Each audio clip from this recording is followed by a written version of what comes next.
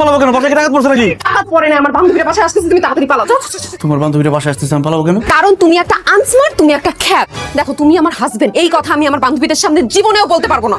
রাস্তাঘাটে, শপিং মলে, যেইখানে তোমাকে নিয়ে আমার আত্মীয় স্বজনদের সাথে দেখা হয়েছে, তারা কেউ বিশ্বাস করে না তুমি আমার হাজবেন্ড। তারা বিভিন্ন ভাবে আমাকে অপমান করছে। দেখো, আমি আর অপমানিত হইতে চাই না।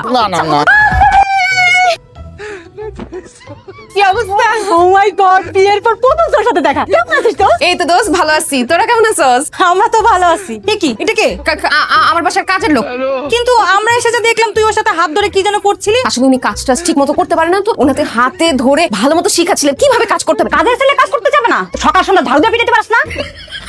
যা, আমার জন্য এক গ্লাস পানি নিয়ে আয়। আর আমার জন্য এক কাপ কফি।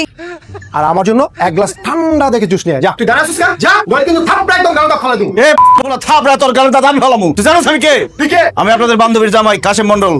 তুই না খুব চাপা মারতি যে তুই এই দেশের সবচেয়ে সুন্দরী মেয়ে, আর তুই নাকি এই দেশের সবচেয়ে সুন্দর পোলারে বিয়ে করবি। আমার সাথে তুই ভাবের ঠেলে তো কথাই বলতি না। তুই নাকি আমার চেয়েও বেশি সুন্দরী। আমার থেকে বেশি সুন্দর হয়তো লাভ হয়েছে কি? তোর জামাই থেকে আমার জামাই বেশি সুন্দর। তোর পিছনে আমি অনেক ঘুরেছিলাম, আমার পাত্তেই রাস্তায়।